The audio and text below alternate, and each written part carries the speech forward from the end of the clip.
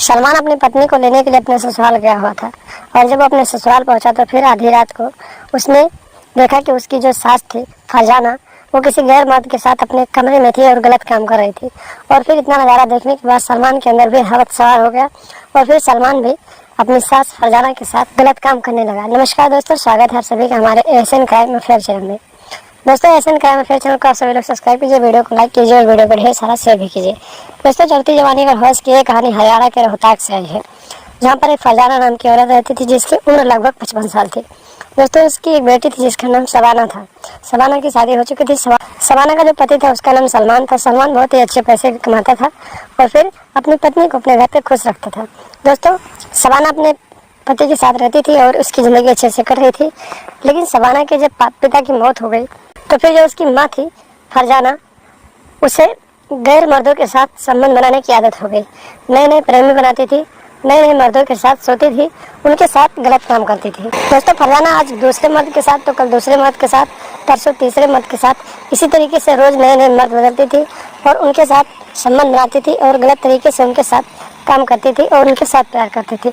इसी तरीके से फरजाना की आदत पड़ चुकी थी और उसे जो भी मिलता था उसे देखने में हट्टा कट्टा लगता था, तो उसके साथ वो प्यार करती थी और उसे अपना प्रेमी बना लेती थी। और फिर फरजाना अपने हवस की आग को मिटाती रहती थी। इसी तरीके से दिन बीतते जाते हैं। दोस्तों, एक दिन की बात होती है, सलमान जो उसका दामाद था, उसकी पत्नी शबाना अपने मायके में थी, यानी अपनी माँ फरजाना के पास। और जब सलमान अपनी पत्नी शबाना को लेने के लिए अपने ससुराल गया, यानी फरजाना के घर गया, तो फिर वहाँ पर रात को सभी लोगों ने खाना खाया और खाना खाने के बाद सभी लोग सो गए।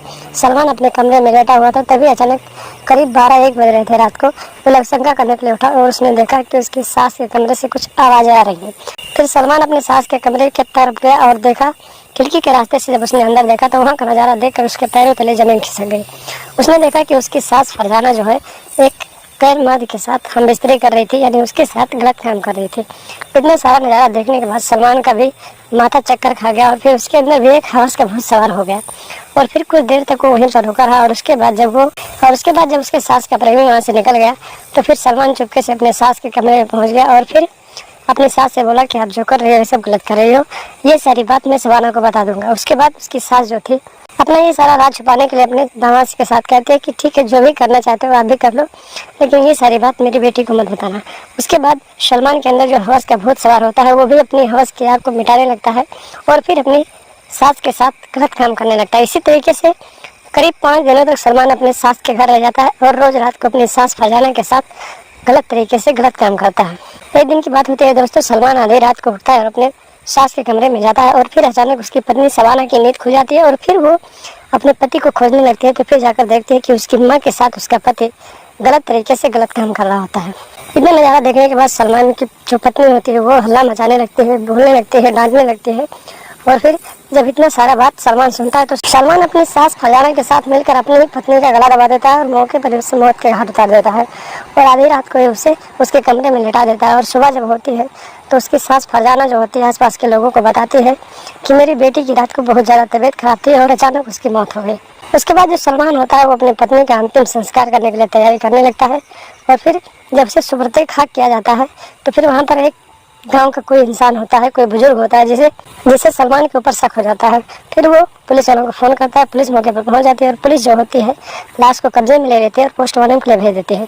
पोस्टमार्टम रिपोर्ट में आता है कि इसकी हत्या की गई है, यानी कि गला दबाकर हत्या किया गया है। उसके बाद जब पुलिस होती है सलमान को हिरासत में लेती है और फिर पूछताछ करते हैं। पूछताछ करने पर सलमान जो होता है डर के मारे पूरी कहानी पुलिस को बता देता है और जो पुलिस होती है सास और दामाद दोनों को हिरासत में लेती है और फिर शबाना की हत्या के रूप में दोनों को जेल में डाल देती है।